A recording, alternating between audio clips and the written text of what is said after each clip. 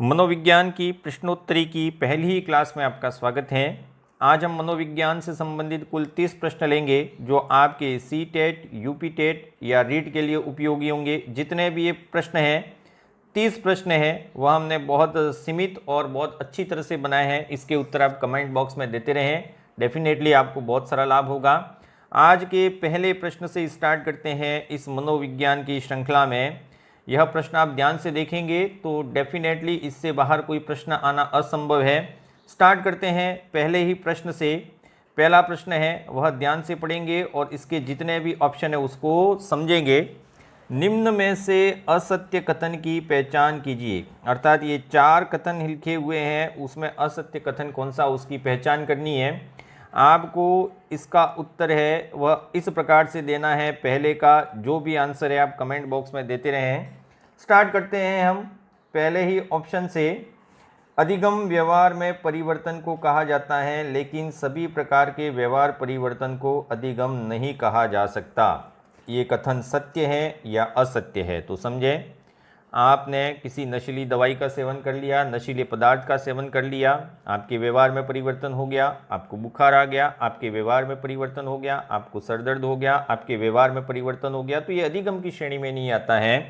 अर्थात पहला कथन है अधिगम व्यवहार में परिवर्तन को कहा जाता है, लेकिन सभी प्रकार के व्यवहार परिवर्तन को अधिगम नहीं कहा जा सकता। बिल्कुल क्या है, ये सत्य कथन है और आपको कौन सा पहचानना है? असत्य कथन पहचानना है। तो पहला सत्य है। दूसरे की बात करें, मनोविज्ञान में अधिगम से तात्पर्य सिर्फ उन्हीं परिवर्तनों से होता है जो अभ्यास, अनुभव एवं प्रशिक्षण के फलस्वरूप होते हैं और यह स्थायी होता है। तो आपने कहीं न कहीं एक परिभाषा पढ़ी होगी, एक तो है अभ्यास, एक है अनुभव और एक है प्रशिक्षण, और यह परिवर्तन कैसा होता है? स्थायी होता है। तो डेफिनेटली मनोविज्ञान में अधिगम वही है जो अभ्यास, अनुभव एवं प्रशिक्षण के द्वारा होता है और अधिक रूप से स्थायी होता है। तो दूसरा कथन भी सत्य है। तीसरे में अधिगम का उद्देश्य बालक को समायोजन में मदद करना होता है, तो यह कथन भी क्या है? सत्य है। तो आपका पहले का ऑप्शन हो जाएगा डी, यानी कि सारे कथन है वह सत्य है, कोई भी असत्य कथन नहीं है। तो पहला क्वेश्चन हो गया। दूसरे क्वेश्चन की ओर बढ़ेंगे। दूसरा प्रश्न भी उसी प्रकार से सरल ही है, आपने इसको देखते ही उत्तर दे दिया होगा मेरे हिसाब से। निम्नलिखित में से शिक्षण में क्या आवश्यक है? शिक्षण में उद्दीपन होना चाहिए, शिक्षण में निर्देशन होना चाहिए, दिशा होनी चाहिए, प्रोत्साहन होना चाहिए। इन चारों में से कौन कौन सी चीज़ें आवश्यक है आपको बताना है। तो पहला ही ऑप्शन आपके सामने केवल 1 और 3, यानी कि उद्दीपन और दिशा की ही आवश्यकता होती है शिक्षण में। केवल 1, 2, 3 अर्थात उद्दीपन, निर्देशन और दिशा की आवश्यकता होती है। तीसरा ऑप्शन है केवल 1 व 4, यानी कि उद्दीपन और प्रोत्साहन की आवश्यकता होती है। और चौथा ऑप्शन है 1, 2, 3, 4, यानी कि सभी। अब आपके दिमाग में इसका उत्तर आ गया होगा। शिक्षण में स्टिम्युलस होना चाहिए, डायरेक्शन होना चाहिए, निर्देशन होना चाहिए और प्रोत्साहन भी होना चाहिए। तो ये सारी चीज़ें शिक्षण के लिए आवश्यक हैं, इसलिए दूसरे का आंसर हो जाएगा डी ऑप्शन सही है। जिसने भी दिया वो बधाई के पात्र हैं। दूसरा क्वेश्चन इतना ही इंपॉर्टेंट था। अब तीसरे क्वेश्चन की ओर चलेंगे हम। तीसरा क्वेश्चन क्या कहता है, इस पर भी ध्यान से देखेंगे आप। तीसरा क्वेश्चन कहता है अधिगम के बारे में असत्य कथन का चुनाव कीजिए। अर्थात ये 4 कथन लिखे हुए हैं, तीसरे में इसमें से कौन सा कथन है वह असत्य है? पहला, अधिगम जीवन पर्यंत चलने वाली प्रक्रिया है जिसमें अर्जित व्यवहार की प्रकृति अधिक स्थायी होती है। तो पहला तो है अधिगम जीवन पर्यंत चलता है और जो आप व्यवहार अर्जित करते हैं उसकी प्रकृति कैसी होती है? स्थायी होती है। दूसरा है अधिगम सदैव उद्देश्यपूर्ण नहीं होता। अधिगम वातावरण एवं क्रियाशीलता की उपज है। अधिगम एवं विकास एक दूसरे के पर्याय नहीं है एवं अधिगम व्यक्तिगत एवं सामाजिक दोनों ही प्रकार की क्रिया है। ये 4 ऑप्शन हैं। इन 4 ऑप्शन में से आपको चुनना है कौन सा असत्य है। आपके पास टाइम है 5 सेकेंड का, इतने में देख लीजिए इन 5 सेकेंड में आप कौन सा ऑप्शन सही करेंगे। हम इस प्रश्न की व्याख्या करते हैं अब कि देखिए पहला प्रश्न है, पहला ऑप्शन है इसका अधिगम जीवन पर्यंत चलने वाली प्रक्रिया है, बिल्कुल सही है। इसमें अर्जित व्यवहार की प्रकृति कैसी होती है? स्थायी होती है। अधिगम सदैव उद्देश्यपूर्ण नहीं होता।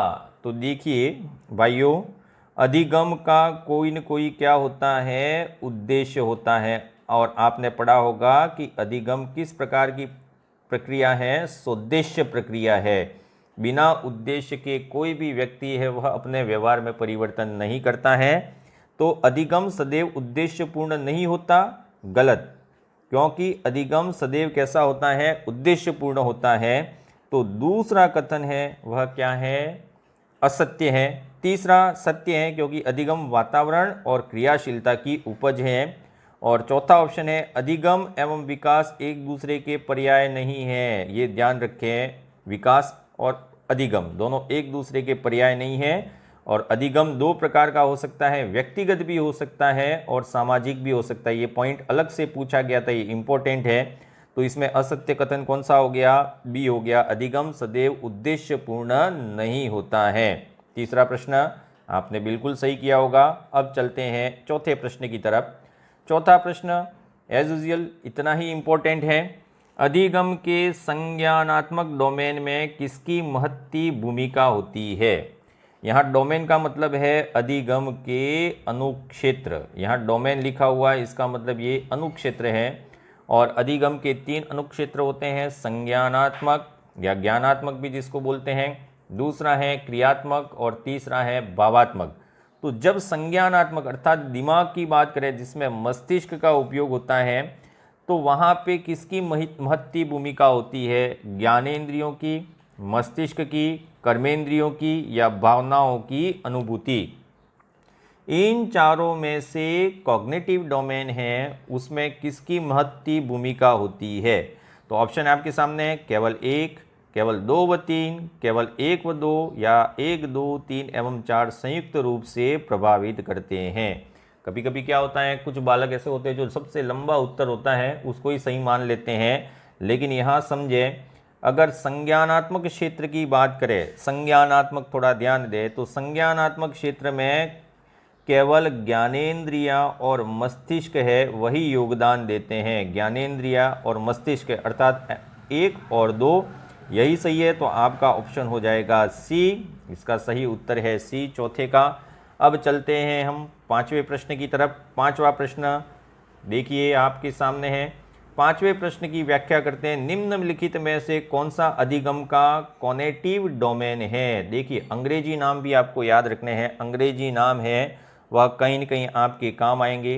कॉग्निटिव डोमेन तो हमने अभी चर्चा की थी कि अधिगम के अनुक्षेत्र यानी कि डोमेन वो 3 प्रकार के होते हैं, संज्ञानात्मक होते हैं, दूसरा क्रियात्मक होते हैं और तीसरा होते हैं भावात्मक। संज्ञानात्मक को कॉग्निटिव डोमेन कहते हैं, क्रियात्मक को कॉग्निटिव डोमेन कहते हैं और भावात्मक को अफेक्टिव डोमेन कहते हैं। ये अंग्रेजी नाम जरूर याद रखिए। कॉग्निटिव का मतलब हो गया क्रियात्मक, ये जरूर याद रखिए, क्रियात्मक डोमेन हो गया या क्रियात्मक अनुक्षेत्र हो गया।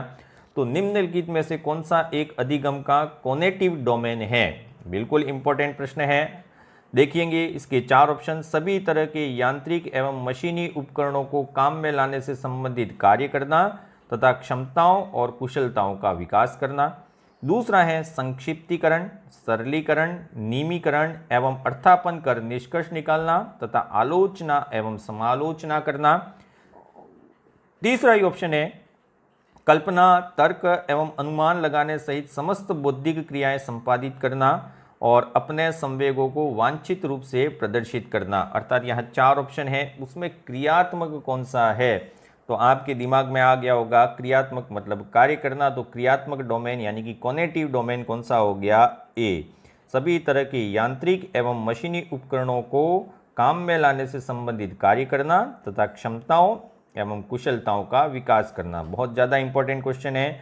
5वें का ऑप्शन क्या हो जाएगा, ए हो जाएगा। ठीक है, हम चलते हैं अब छठे प्रश्न की ओर। छठा प्रश्न क्या कहता है ये समझ लें। हमारा एक बालक है, बहुत क्रिएटिव है, बहुत आगे चलता है, उसकी तैयारी बहुत अच्छी है। उसी पे ही एक प्रश्न लिया हमने। एक कुलदीप नाम का बालक किसी के दुख में दुखी एवं सुख में खुश होता है, साथ ही अपनी पसंद एवं नापसंद बताने लगता है। यह अधिगम के किस प्रकार का डोमेन है। अर्थात 3 डोमेन, संज्ञानात्मक, ज्ञानात्मक एक हो गया, दूसरा क्रियात्मक हो गया और तीसरा हो गया भावात्मक।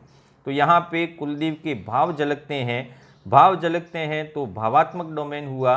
तो यहाँ 4 ऑप्शन हुए, कॉग्निटिव, कॉनेटिव, अफेक्टिव या साइकोमोटर डोमेन। तो भाव हैं तो भावों से संबंधित कौन सा डोमेन हो जाएगा, यहाँ पे अंग्रेजी नाम आपको याद होना चाहिए, इसको बोलेंगे अफेक्टिव डोमेन। तो इसका उत्तर हो जाएगा सी। तो छठे का उत्तर हो गया सी। इसकी पीडीएफ प्राप्त करने के लिए आप हमारे ये ऊपर जो नंबर लिखा हुआ उस नंबर पे आप मैसेज करें व्हाट्सएप पे, तो आपको इसकी पीडीएफ मिल जाएगी। छठे प्रश्न की व्याख्या कर ली। अब 7वें प्रश्न की ओर चलते हैं। 7वां प्रश्न लिखा तो बहुत लंबा है लेकिन इसका उत्तर बहुत छोटा है, पहले समझें। 7वां प्रश्न, अधिगम किसी अधिगमकर्ता द्वारा उद्दीपकों का उपयोग करने तथा अनुक्रिया करने की सुसंगत शैली है। बिल्कुल, अधिगम यही शैली है जो मुख्यतः 3 प्रकार के प्रात्यक्षिक प्रकार्यता, सूचना प्रक्रमण और व्यक्तित्व प्रतिरूप से व्युत्पन्न होती है। मतलब इतनी शैलियां हैं, अधिगम की शैलियां हैं। देखिए इसमें 3 उत्तर और छुपे हुए हैं। अधिगम की कितनी शैलियां होती है? 3। प्रात्यक्षिक प्रकार्यता, सूचना प्रक्रमण और व्यक्तित्व प्रतिरूप, ये अधिगम की शैलियां हैं। निम्नलिखित में से किसका संबंध व्यक्तियों के अधिमान से है जिसके द्वारा सूचनाओं को ग्रहण किया जाता है? सूचनाओं को ग्रहण करना, ये 3 क्षेत्र हैं, उन तीनों क्षेत्र में किससे संबंधित है? तो आपके सामने 4 ऑप्शन हैं। प्रात्यक्षिक प्रकार्यता, सूचना प्रक्रमण, व्यक्तित्व प्रतिरूपण या सभी से संबंधित है। तो देखिए, सूचना को ग्रहण करना और सूचनाओं में विभेद करना 2 अलग अलग पॉइंट हैं। इसमें पूछा है सूचनाओं को ग्रहण किया जाता है, तो सूचनाओं को ग्रहण करने का कार्य होता है प्रात्यक्षिक प्रकार्यता से। तो इसका ऑप्शन क्या हो जाएगा? ए हो जाएगा। लेकिन इसमें अगर साथ में जोड़ दिया जाता सूचनाओं में विभेद करना, सूचनाओं में विभेद करना, अगर ये शब्द आ जाता तो 2 प्रकार की सूचनाओं में विभेद करना है, वह किस श्रेणी में आ जाता? सूचना प्रक्रमण। सूचनाओं को ग्रहण करना प्रात्यक्षिक प्रकार्यता है, जबकि सूचनाओं में विभेद करना है वह सूचना प्रक्रमण में आता है। तो ये हो गया आपका 7वां प्रश्न। अब चलते हैं 8वें प्रश्न की ओर। 8वां प्रश्न एज यूजुअल इतना ही इम्पोर्टेंट है।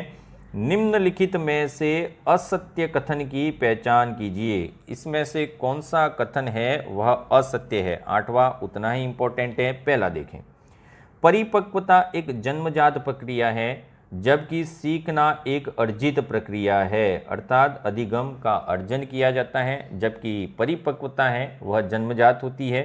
दूसरा ऑप्शन है, परिपक्वता की प्रक्रिया में अभ्यास का महत्व नहीं होता। ठीक है, डेवलपमेंट में अभ्यास का महत्व नहीं होता, जबकि सीखने की प्रक्रिया अर्थात अधिगम की प्रक्रिया में अभ्यास एक महत्वपूर्ण कारक है। तीसरा है, सीखने की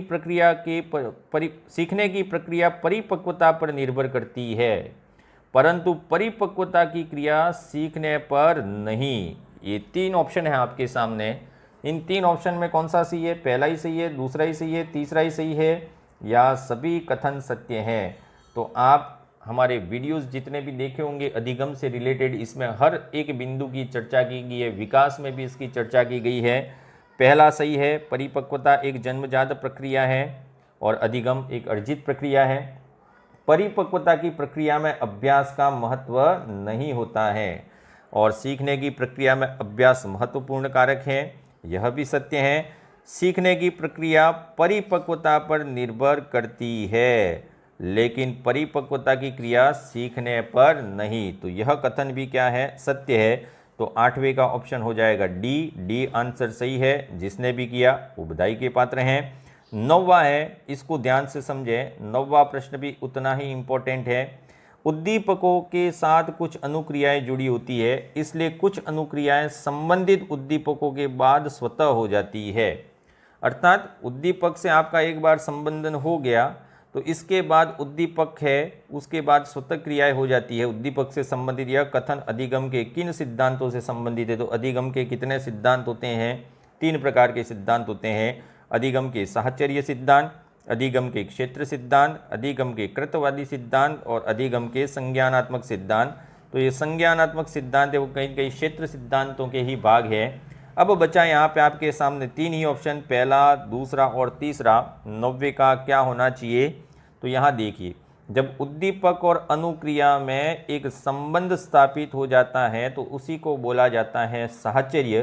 तो अगर उद्दीपक अनुक्रिया से संबंधित कोई भी प्रश्न आए तो वह कौन सा सिद्धांत होगा? अधिगम के साहचर्य सिद्धांत। इंपॉर्टेंट क्वेश्चन ये, तो 90 का आंसर हो जाएगा ए हो जाएगा। वेरी इंपॉर्टेंट, इसको ध्यान रखें, पूछा जा सकता है। अगले प्रश्न की ओर बात करें, 10वां प्रश्न। अब बहुत सरल सरल प्रश्न लिए हमने आपके लिए, आप बहुत जल्दी जवाब दे देंगे। एनिमल इंटेलिजेंस, यह बुक है, मतलब ये एक शोध पत्र था। यह शोध पत्र किस मनोवैज्ञानिक ने लिखा था? इसी शोध पत्र से एक पुस्तक बनी थी और उस पुस्तक से अधिगम का सबसे पहला व्यवहारवादी सिद्धांत बना था। तो एनिमल इंटेलिजेंस है 10वां प्रश्न, उसका उत्तर क्या होना चाहिए? Edward Lee Thorndike, Alexander Bain, Ivan Petrovich Pavlov या मैक्स वर्दाइमर। तो एनिमल इंटेलिजेंस एक शोध पत्र है। इस शोध पत्र को लिखने का काम किया था एडवर्ड ली थॉर्नडाइक ने। इंपॉर्टेंट है, ये शोध पत्र है, बुक नहीं है, इसको ध्यान रखें। एडवर्ड ली थॉर्नडाइक ने ही सबसे पहला लर्निंग थ्योरी दिया था जो व्यवहारवादी अधिगम सिद्धांत में आता है, इसको जरूर याद रखें। तो एनिमल इंटेलिजेंस किसका शोध पत्र था? एडवर्ड ली थॉर्नडाइक, जिसको आप शॉर्ट में बोलते हैं EL थॉर्नडाइक। ठीक है, तो 10वां प्रश्न इतना बड़ा नहीं था, छोटा ही प्रश्न है। 11वें की प्रश्न की ओर बात करें तो 11वां प्रश्न हमने वीडियो जब बनाया था तब इसको थोड़ा सा फोकस किया था।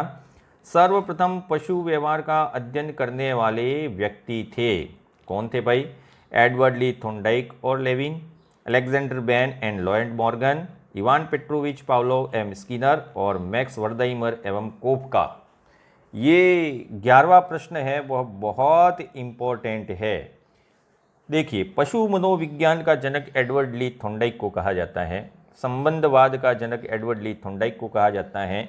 पशु व्यवहार का अध्ययन सबसे पहले एडवर्ड ली थॉर्नडाइक ने किया था, लेकिन उससे पहले आंशिक रूप से करने वाले व्यक्ति और थे, जो हमने बताया था मनोविज्ञान सामान्य परिचय वाले वीडियो में। तो पशु व्यवहार पर सबसे पहला अध्ययन किया था अलेक्जेंडर बैन एवं Lloyd Morgan. Very important question. तो 11वें का आंसर हो जाएगा बी हो जाएगा, इसको जरूर याद रखें। अगले प्रश्न की ओर चले, 12वां। अब सरल प्रश्न ही है, 12वां प्रश्न समझें। दो प्रश्न एक साथ जुड़े हुए हैं। अधिगम के सिद्धांत में एक तो आता है SR बॉन्ड और एक आता है SR थ्योरी। यह दोनों ही अलग अलग अवधारणा है, ठीक है ना। SR बॉन्ड अलग है और SR थ्योरी अलग है। S टाइप अनुबंधन वो भी अलग चीज है। तो SR बॉन्ड एवं SR थ्योरी दोनों ही अलग अलग कंसेप्ट हैं, अलग अलग संप्रत्यय हैं, अलग अलग अवधारणा है। इन दोनों से संबंधित क्रमशः व्यक्तियों का समुच्चय है। 12वां प्रश्न बहुत इंपॉर्टेंट है, जरूर ध्यान दें। SR बॉन्ड की बात करें तो SR बॉन्ड किसने दिया और SR थ्योरी किसने दी? ठीक है, दोनों ही आपको याद रखने हैं। वैसे यहाँ पे थोड़ा सा एक ऑप्शन में गलती है, फिर भी देख लें। स्किनर एवं लेविन, स्किनर एवं कोहलर, स्किनर एवं एडवर्ड ली थॉर्नडाइक, और चौथा ऑप्शन है एडवर्ड ली थॉर्नडाइक एवं BF स्किनर। यहाँ पे हमको लिखना था पावलोव लिखना था, ठीक है ना। यहाँ पावलोव लिखना था लेकिन हमने स्किनर लिख दिया है। स्किनर ने दी थी RS थ्योरी। तो इसका सही ऑप्शन क्या हो जाएगा? डी हो जाएगा। SR बॉन्ड की व्याख्या की थी एडवर्ड ली थॉर्नडाइक ने और SR थ्योरी का प्रतिपादन किया था पावलोव ने, और स्किनर ने किया था RS थ्योरी का प्रतिपादन। तो 12वां प्रश्न उतना ही इंपॉर्टेंट है, यहाँ थोड़ा करेक्शन कर लें। 13वें प्रश्न की ओर जाते हैं। 13वां प्रश्न इतना ही इंपॉर्टेंट जितना पहला था। पहले समझें। जब एडवर्ड ली थॉर्नडाइक ने भूखी बिल्ली पर बार बार प्रयोग किया तो बिल्ली ने पहले से कम समय में संदूक को खोलना सीख लिया, क्योंकि बिल्ली द्वारा, 4 ऑप्शन हैं, बिल्ली द्वारा ऐसा क्या प्रयास किया गया जिसके साथ उसने कम प्रयास में ही संदूक को खोलना सीख लिया? बार बार सही दिशा में प्रयास किया गया। दूसरा है बहुत सारे प्रयास कर निरर्थक प्रयासों की कमी की गई। तीसरा है निरर्थक प्रयासों में कमी एवं सही प्रयासों की पुनरावृत्ति की गई। निरर्थक प्रयासों में कमी एवं सही प्रयासों की पुनरावृत्ति की गई, जिसे उद्दीपक की प्राप्ति हुई एवं उद्दीपक प्राप्ति संबंधी क्रियाओं से संबंधन स्थापित हो गया। तो इतने सारे ऑप्शन पढ़ने के बाद आपके आंखों में एक चमक आ गई होगी। डेफिनेटली ये 3 ऑप्शन है वो तो सही है, लेकिन आधे हैं। इन तीनों ऑप्शनों की पूर्ण व्याख्या करता है डी। बार बार प्रयास किए, निरर्थक प्रयासों में कमी की, सही प्रयासों की पुनरावृत्ति की, जिस सही प्रयास में उद्दीपक की प्राप्ति हुई उस प्राप्ति वाली क्रिया के साथ उसका क्या हो गया, संबंधन हो गया, जिससे उसने कम समय में संदूक को खोलना सीख लिया। वेरी इंपॉर्टेंट क्वेश्चन, और इसका आंसर हो जाएगा आपका डी हो जाएगा 13वां। 14वें क्वेश्चन की ओर चले। एडवर्ड ली थॉर्नडाइक का ही क्वेश्चन है। एडवर्ड ली थॉर्नडाइक ने भूखी बिल्ली पर प्रयोग किया, इसमें किस परिस्थिति का होना सर्वाधिक आवश्यक था। अब प्रयोग किया है तो कौन सी परिस्थिति सर्वाधिक आवश्यक है। अब इस प्रश्न को आप समझें कि अधिगम के लिए सबसे ज़्यादा आवश्यक क्या है। तो देखें, मछली का टुकड़ा, बिल्ली को बॉक्स में बंद करना, बिल्ली का भूखा होना, या बिल्ली का प्रयास करना। अगर इसको थॉर्नडाइक के शब्दों में व्याख्या करें तो मछली का टुकड़ा है वो तो क्या है, उद्दीपक है। बिल्ली को बॉक्स में बंद करना ये होगी इसकी बाधा, यानी कि बैरियर हो गया। बिल्ली का भूखा होना यही होगी उसकी अभिप्रेरणा या प्रेरणा हो गई, और बिल्ली का प्रयास करना ये हो गई अनुक्रिया। तो सीधा सा इस प्रश्न, इन सारे कंसेप्ट को लिखने के बाद आप समझ गए होंगे कि सबसे ज़्यादा ज़रूरी क्या है। अगर ये प्रयोग किया है थॉर्नडाइक ने, मछली का टुकड़ा टांग दिया, बिल्ली को बंद कर दिया, बिल्ली को भूखा होने दिया, बिल्ली का प्रयास करना, तो यहाँ सबसे इम्पोर्टेंट है बिल्ली का भूखा होना। अगर बिल्ली भूखी नहीं है तो उसके सामने कितनी भी मछलियाँ टांग दीजिए, कितनी भी बाधाएं रख दीजिए, वह अनुक्रिया नहीं करेगी। उद्दीपक का महत्व तब तक नहीं है जब तक अभिप्रेरणा नहीं होगी, अर्थात भूख है वह अंतर्नोद का काम करती है। इसलिए थॉर्नडाइक के प्रयोग में कौन सी परिस्थिति नितांत आवश्यक है, तो बिल्ली का भूखा होना नितांत आवश्यक है। तो ये ऑप्शन हो जाएगा आपका सी हो जाएगा। 15वें प्रश्न की ओर चलते हैं। 15वां प्रश्न उसी से एक संबंधित प्रश्न है। थॉर्नडाइक ने प्रयोग में निरंतर प्रयास करते हुए अपनी त्रुटियां कम करते जाना एवं सही अनुक्रियाओं को सीखना। थॉर्नडाइक का जो प्रयोग था उसमें सीधा सा है कि निरंतर प्रयास करते रहिए, अपनी त्रुटियों को कम करते रहिए और सही अनुक्रियाओं को सीखते रहिए।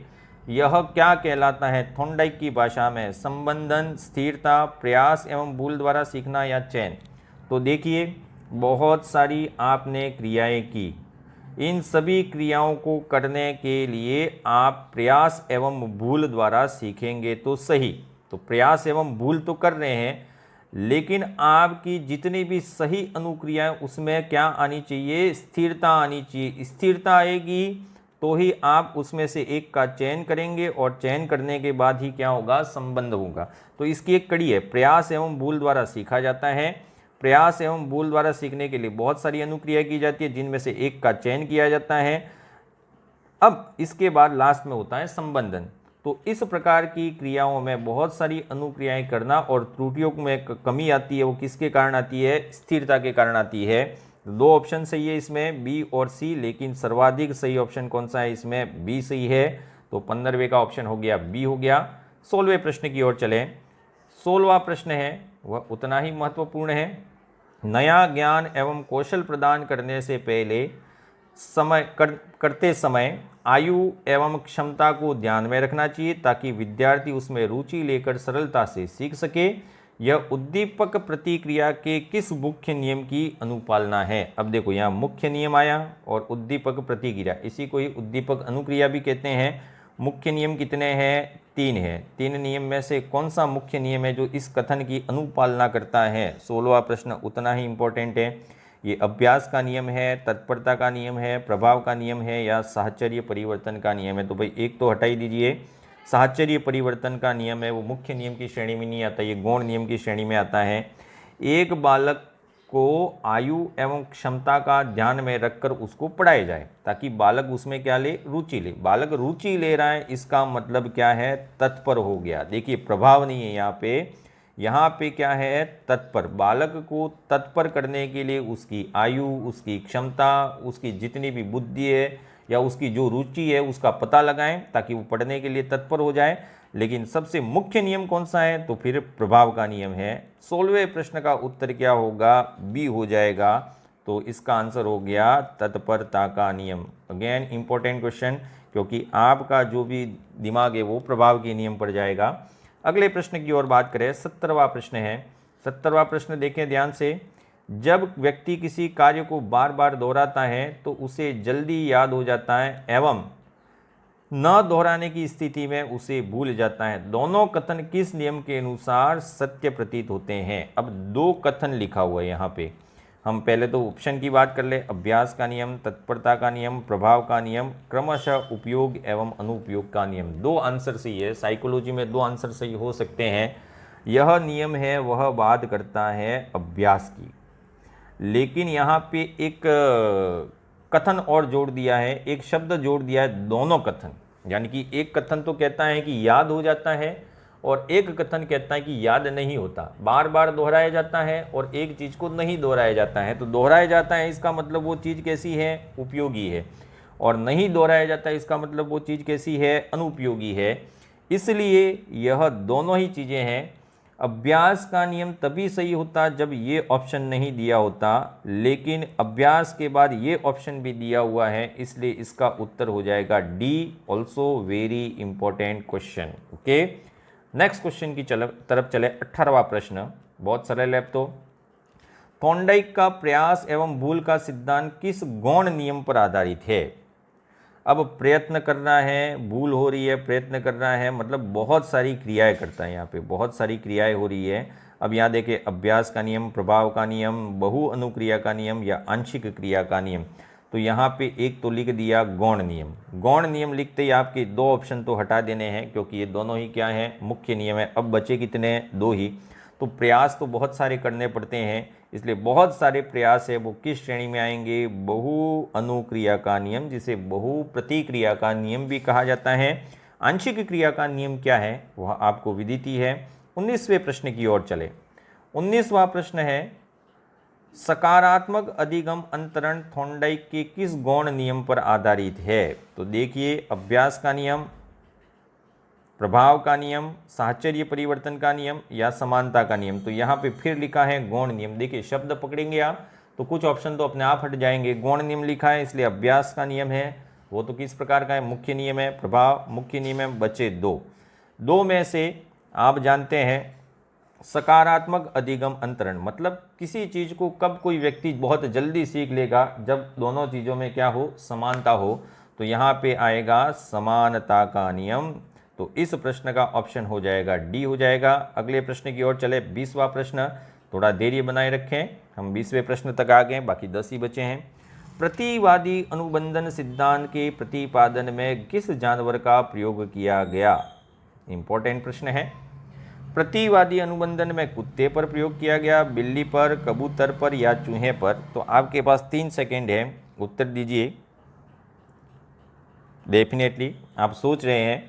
प्रतिवादी अनुबंधन है वह पावलोव द्वारा दिया गया था, अर्थात पावलोव का जो सिद्धांत है, उस पावलोव के सिद्धांत को, इवान पेट्रोविच पावलोव, इसी पावलोव के सिद्धांत को क्या कहा जाता है? प्रतिवादी अनुबंधन। और पावलोव ने किस पे प्रयोग किया था भाई? बिल्ली पर, कबूतर पर, चूहे पर या कुत्ते पर? तो डेफिनेटली इतना सरल प्रश्न आप कभी गलत नहीं करेंगे। बस ये प्रतिवादी अनुबंधन आ गया तो थोड़ा सा दिमाग पे जोर डालना है, लेकिन उत्तर बहुत आसान है। इसका ऑप्शन हो जाएगा ए। प्रतिवादी अनुबंधन में किस जानवर पर प्रयोग किया गया था? तो कुत्ते पर प्रयोग किया गया था।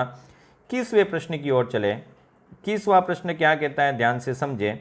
जब कोई छात्र किसी शिक्षक के प्रति नकारात्मक मनोवृत्ति विकसित कर लेता है, तब वह वैसी मनोवृत्ति उस शिक्षक के घनिष्ठ सहयोगियों के प्रति भी विकसित कर लेता है। यह संप्रत्यय किस शब्द के रूप में परिभाषित किया जाएगा? बहुत इंपॉर्टेंट क्वेश्चन है ये, और पूछा जा सकता है कई रूपों में। अब देखें, इस कई रूपों में किस प्रकार से आपको याद रखना है। इसे विलोप कहा जाता है, इसे विभेद कहा जाता है, उद्दीपक सामान्यीकरण कहलाता है या स्वतः पुनर्लाभ। तो आप अपने दोस्त होंगे, आपका ये दुश्मन है तो दुश्मन है उसका दोस्त है। देखो, दुश्मन का दुश्मन दोस्त होता है, लेकिन दुश्मन का दुश्मन भी अपना क्या होता है? दुश्मन होता है। तो एक टीचर खड़ूस है, अब उसके प्रति आपके मन में नकारात्मक भावना विकसित हो गई, तो उसके जितने भी साथी है उनके प्रति भी आपको यही होगा कि ये भी ऐसा, ये भी ऐसा है। यह क्या कर लिया आपने? एक उद्दीपक था, उसके साथ साथ जितने भी उद्दीपक है उनको जनरलाइज कर दिया। इसलिए इस ऑप्शन का सबसे सही उत्तर आपका क्या हो जाएगा, उद्दीपक सामान्यीकरण। बहुत इंपॉर्टेंट क्वेश्चन है ये। विलोप क्या होता है, विभेद क्या होता है, स्वतः पुनर्लाभ क्या होता है, इसको आगे पढ़ेंगे, लेकिन इस प्रश्न का उत्तर हो जाएगा उद्दीपक सामान्यीकरण। 21वां हो गया। अब 22वां प्रश्न है, पावलोव के प्रयोग में विभेद क्या है, ये जरूर समझें। मूल उद्दीपक एवं अन्य समान उद्दीपक में स्पष्ट अंतर करना, दो मूल उद्दीपकों के मध्य स्पष्ट अंतर करना, दो अन्य मिलते जुलते उद्दीपकों की समानता सत्यापित करना, या दो उद्दीपकों को प्रस्तुत करने में लगा समय अंतराल। तो समय अंतराल है उसकी चर्चा नहीं करनी है। अब 3 बचे, 3 में समझें पावलोव का प्रयोग क्या था। तो पावलोव का प्रयोग था, एक तो थी घंटी और एक था भोजन। इसमें मूल उद्दीपक क्या था, भोजन, और दूसरा उद्दीपक क्या था, घंटी की आवाज़। तो एक मूल उद्दीपक था और दूसरा है वो अन्य समान उद्दीपक था। तो इस उत्तर को ढूंढने के लिए आपको बस घंटी और भोजन, एक मूल उद्दीपक और दूसरा है अन्य समान उद्दीपक। तो इस प्रश्न में आपका ऑप्शन क्या होगा, समझ लें। विभेद का मतलब है मूल उद्दीपक एवं अन्य समान उद्दीपक में स्पष्ट अंतर करने की क्रिया ही क्या कहलाती है, विभेद कहलाती है। बहुत इंपॉर्टेंट क्वेश्चन है। सी टेट में आजकल इसी प्रकार के प्रश्न आते हैं। 23वें प्रश्न की चर्चा करें। बहुत अच्छा प्रश्न है, कहीं न कहीं आपको ये प्रश्न है वो गाइड्स में भी मिल जाएगा। आप अपने घर पर निर्धारित स्थान पर ही अपने जूते उतारते हैं, मतलब ये आपका कमरा हो गया और इस कमरे में आप निर्धारित स्थान है वहाँ पे जूते उतारते हैं, लेकिन अब स्थान बदल गया। अब मान लीजिए आपके पिताजी ने आपके घर का रिनोवेशन करवा दिया और जूते उतारना है वो यहाँ कर दिया। जूते उतारने लगे, बहुत समय बाद जब आप घर पे गए, मतलब बहुत समय बाद जब आप अपने घर पर गए या आए, इसका मतलब ये नहीं कि आप 10-15 महीने बाहर चले गए, मतलब ऐसा रोज आप यहाँ जूते उतारने लगे। अब प्रथम निर्धारित स्थान पर आप जूते रख लिए, इसे प्रतिवर्ती अनुबंधन के अनुसार क्या कहलाता है। मतलब आपकी आदत यहाँ थी, वह आदत छूट गई और अब यहाँ हो गई, लेकिन एक दिन ऐसा आया कि आपने अपने जूते यहाँ उतार दिए, मतलब आपके दिमाग में अचानक पहले वाला स्थान है वो गूंज उठा। इस परिस्थिति को प्रतिवादी अनुबंधन में क्या कहते हैं, उद्दीपक सामान्यीकरण, समय अंतराल, स्वतः पुनर्लाभ या समीपता। बहुत इंपॉर्टेंट प्रश्न है यहाँ पे आपका हो जाएगा स्वतः पुनर्लाभ, मतलब अपने आप किसी पुराने उद्दीपक के प्रति वापस क्रिया कर देना, ये कहलाता है स्वतः पुनर्लाभ। इंपॉर्टेंट क्वेश्चन है। 24वें क्वेश्चन की ओर चलें। बहुत सरल है, छोटा सा ही है। पावलोव के प्रयोग में क्रमशः CS और UCS थे। बहुत इंपॉर्टेंट, घंटी एवं भोजन, भोजन एवं घंटी, घंटी एवं लार। उत्तर दीजिए आप अपने हिसाब से। तो पावलोव के प्रयोग में एक तो घंटी थी और एक था भोजन। अब यहाँ आपने 3 ऑप्शन तो पढ़ लिए, लेकिन चौथे ऑप्शन की तरफ भी जाना है। कुत्ते का घंटी से अनुबंधन नहीं हुआ, कुत्ते का अनुबंधन हुआ था घंटी की आवाज़ से। तो यहाँ घंटी एवं भोजन एक ऑप्शन है और एक घंटी की आवाज़ एवं भोजन ऑप्शन है। तो जल्दबाजी ना करें इस प्रकार के प्रश्नों के उत्तर देने के लिए। इसका सही उत्तर हो जाएगा घंटी की आवाज़ एवं भोजन। घंटी की आवाज़ तो क्या है, CS स्टिमुलस, और भोजन क्या है, UCS कंडीशनल स्टिमुलस और अनकंडीशनल स्टिमुलस। तो घंटी की आवाज़ वह CS है, ना कि घंटी CS है, और भोजन है वह क्या है, UCS है। अगले प्रश्न की ओर बढ़े। 25वां प्रश्न है। 25वां प्रश्न भी उसी प्रश्न का एक अगला भाग है। हर्गेनहाइम के अनुसार अनुबंधन स्थापित करने में CS और UCS में आदर्श समयांतराल कितना होना चाहिए। मतलब मूल उद्दीपक और उससे मिलते जुलते उद्दीपक को प्रकट करने में कितना अंतर होना चाहिए। तो आपने कई किताबों में पढ़ा है, इतना सेकंड ही पढ़ा होगा, लेकिन ये सेकंड वाला जो समयांतराल की जो व्याख्या की थी वो हर्गेनहाइम नामक एक मनोवैज्ञानिक था, उसने ही किया था। हर्गेनहाइम उसने किया था। कितना होना चाहिए, 0.5 मिलीसेकेंड, 5 मिलीसेकेंड, 500 मिलीसेकेंड या 0.05 मिलीसेकेंड। 25वां उतना ही इम्पोर्टेंट है और आपने उत्तर ढूंढ लिया होगा। 500 मिलीसेकेंड या इसको बोलते हैं 0.5 सेकेंड, इतने का समयांतराल होना चाहिए। तो बिल्कुल याद रखें, या तो 500 मिलीसेकेंड सही है या फिर 0.5 सेकेंड सही आंसर है। तो 25वां प्रश्न हो गया। चलते हैं 26वें प्रश्न की ओर। 26वां प्रश्न उतना ही सरल है। क्लासिकी अनुबंधन में अनुबंधन स्थापित करने के लिए आवश्यक है, मतलब यही जो बात की है पावलोव का प्रयोग, उसमें क्या क्या आवश्यक है?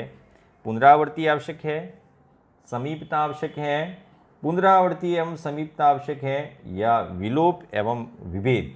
तो यहाँ विलोप एवं विभेद तो हो ही नहीं सकता, इससे तो अनुबंधन क्या हो जाएगा? समाप्त हो जाएगा।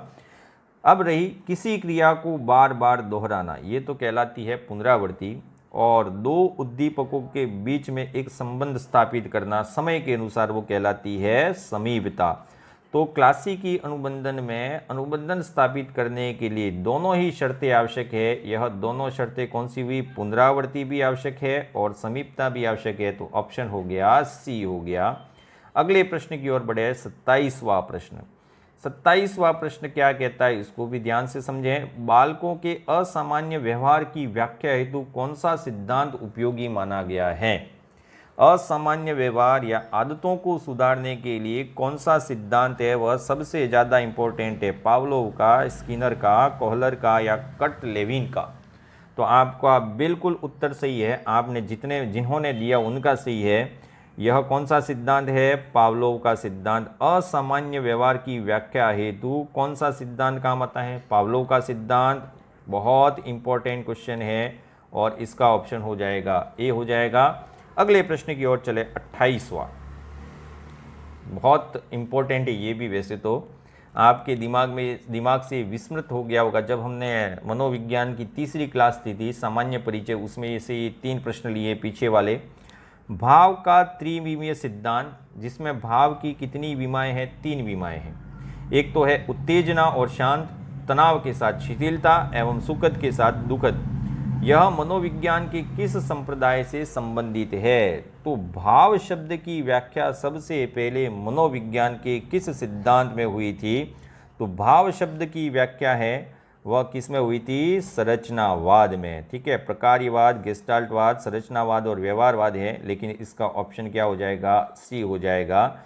ये भाव का जो वर्णन किया गया था वो संरचनावाद में ही किया गया था। अगले प्रश्न की ओर चले, 29वां भी आपने शायद पढ़ा हो, ये भी इतना ही इंपॉर्टेंट है। Context theory of meaning, learning नहीं है ना, कॉन्टेक्स्ट थ्योरी ऑफ मीनिंग का संबंध किससे है? विल्हेम वुंट और टीचनर से, कोपका, कोहलर एवं बर्दाइमर से, पावलोव एवं स्किनर से, कट लेविन एवं वाइगोत्स्की से। तो इन चारों में से कौन सा ऑप्शन सही होना चाहिए? तो कॉन्टेक्स्ट थ्योरी ऑफ मीनिंग है वह किसकी देन है? संरचनावाद की देन है। और जब संरचनावाद की बात की जाए तो संरचनावाद का संबंध किस मनोवैज्ञानिकों से है? विल्हेम वुंट एवं टीचनर। तो ये ज़रूर याद रखें, इसका ऑप्शन क्या हो जाएगा? ए ऑप्शन सही है। और आज का अंतिम प्रश्न है, असत्य कथन की पहचान कीजिए। कौन सा कथन है वह इसमें असत्य है? चेतना की 2 विशेषताएं होती है, चेतना का गुण भी होता है और चेतना में तीव्रता भी होती है।